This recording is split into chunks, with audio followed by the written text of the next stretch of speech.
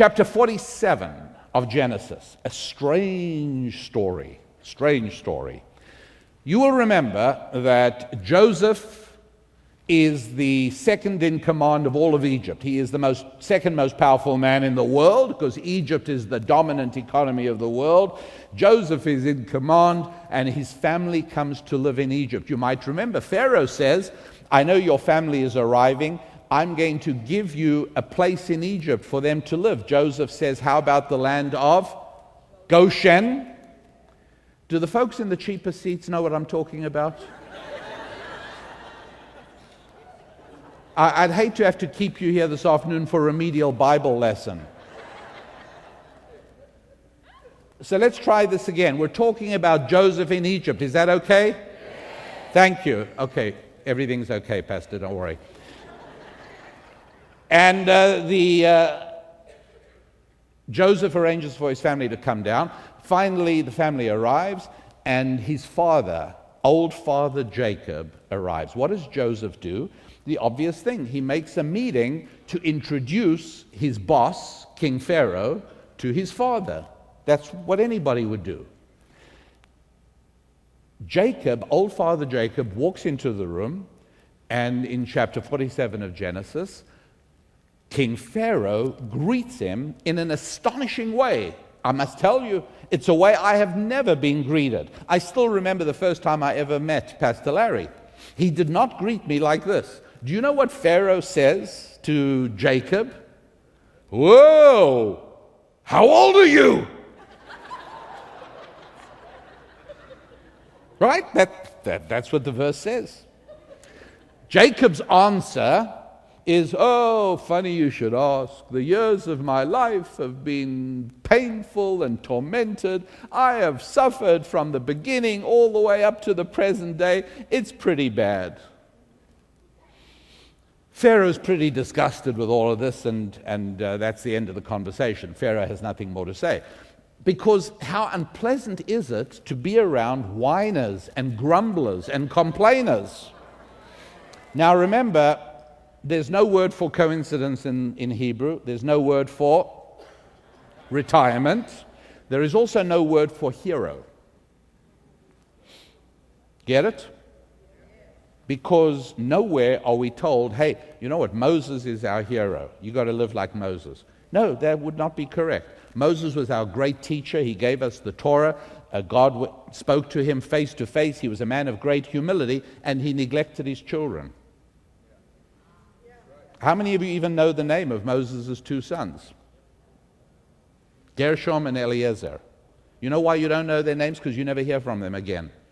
They went off the track because their father didn't give them attention.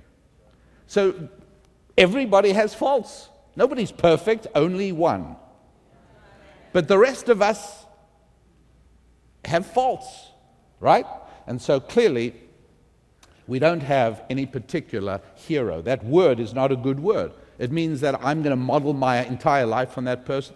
Nobody does that. That's not a smart thing. You learn something from this person. Doesn't mean that person's perfect. It means he's really good at that thing. Learn it from him. That person, she's fantastic in this area. She's not great in other areas, but don't learn about those areas. Learn from her in this area. That's what we do. That's why there's no word in Lashon HaKodesh, in the holy tongue, in the Lord's language. No word for hero. It doesn't exist. Well, what we have to try and get to the root of is understanding that we are trying to get to the heart of the instruction manual that comes with life. And so Jacob gives an answer. And it's an answer of whining and complaining. That doesn't mean that he's not still Israel. He's still not the third of the fathers, Abraham, Isaac, and Jacob. It doesn't mean that he's not great in so many important ways. It just means that his weakness was that he was a whiner and a complainer. Well, here's what ancient Jewish wisdom tells. It says, you know what? Ancient Jewish wisdom teaches that God took a year off Jacob's life for every word in his answer to Pharaoh. When Pharaoh said, "How old are you?" what he should have said, "I'm 130 years old. I am blessed. I am honored to be standing before King Pharaoh. My son brings me pride and pleasure. I couldn't be happier and better off. God is good." That would have been the opportunity to glorify God in the eyes of Pharaoh. Instead, what did Jacob do? Whine, grumble, grumble, grumble, grumble. God takes a year off his life for every word of complaint. Now, we're about to do some Genesis arithmetic, so work with me here. Each of the fathers, Abraham, Isaac, and Jacob, were destined to live for 180 years each. We know that God, in his goodness, took 5 years off Abraham's life so he should not have to witness grandson Esau becoming a scoundrel and a rogue.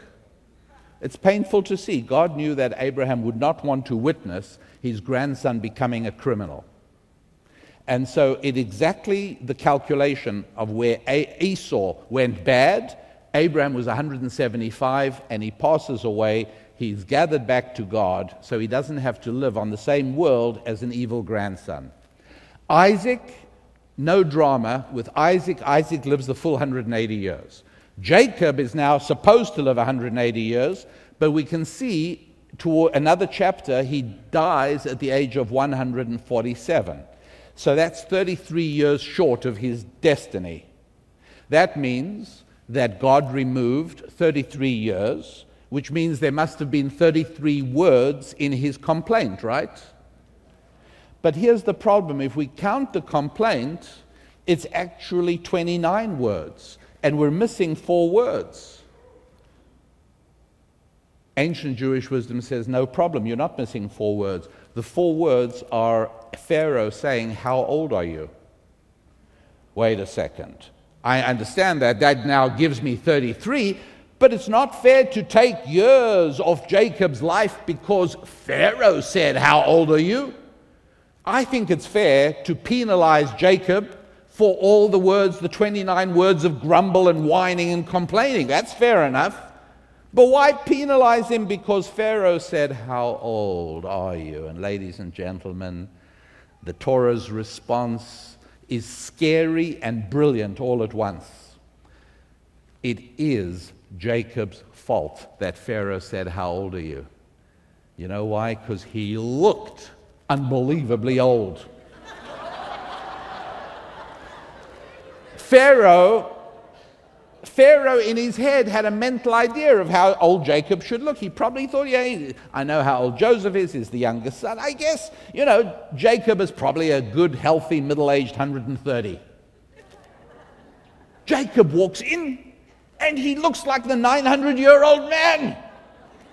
He's so old-looking. And Pharaoh says, "My God, how old are you?" And Jacob gives his long, whiny, grumbly answer. And God punishes Jacob not only for the complaint, but for having a face that made Pharaoh say, "My God, how old are you?" And because, ladies and gentlemen, complaining makes us look old.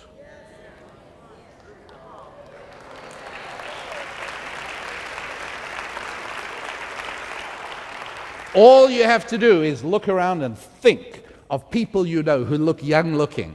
Think of grandparents, people you know sometimes who just look young, and correspond that with the fact that you never hear them grumbling and complaining.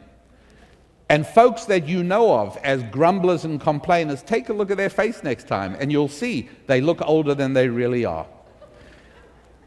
Not being a grumbler or a complainer is wonderful, but if we know that grumbling and complaining makes you look old, and that makes you a less attractive person physically and spiritually in every possible way, and that's bad for marriage, it's bad for romance, it's bad for business, it's bad in every possible way, what do you do about it? Well, obviously the best thing is not to be a complainer, but here's the problem with that.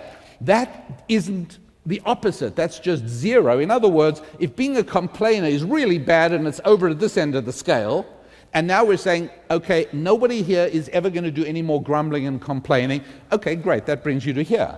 But what do you do to get all the way to this side where you're doing the opposite? Like, how do you do not complaining? The answer is by expressing gratitude. By saying thank you at every opportunity. You have an important client coming in to buy a car from you. You got an important job interview. You got an important negotiation coming up at work. You got something where you have to come across as totally confident, optimistic, buoyant, and uplifted. Before you go in, pull out an index card. Pull out one of these little cards like this, 3x5 card. I keep them for that purpose. You pull out one and you write down 5 things you're grateful for. Now, some of them will be things you want to thank God for. The sunrise you saw last week. The taste of that apple you just bit into. The smile on the face of a grandchild. For those things you have to thank God. It never surprises me when I see how many atheists have bitter faces. Because not being able to say thank you corrodes your soul. And if there's no God in your life, who do you say thank you to for a child, a smile, a sunrise? There's nobody. And on your list, put down things you're grateful to for people and pick up the phone and say, hi, you're not going to believe this. I'm just calling you because I want to say thank you. I appreciate your friendship. Thank you. Blow them away. But that's not the point. The point is it makes you feel entirely different. You are now a different person. Because thanking is the opposite of complaining. If complaining makes you look old and negative and desperate, then thanking makes you look young, positive, optimistic, and buoyant.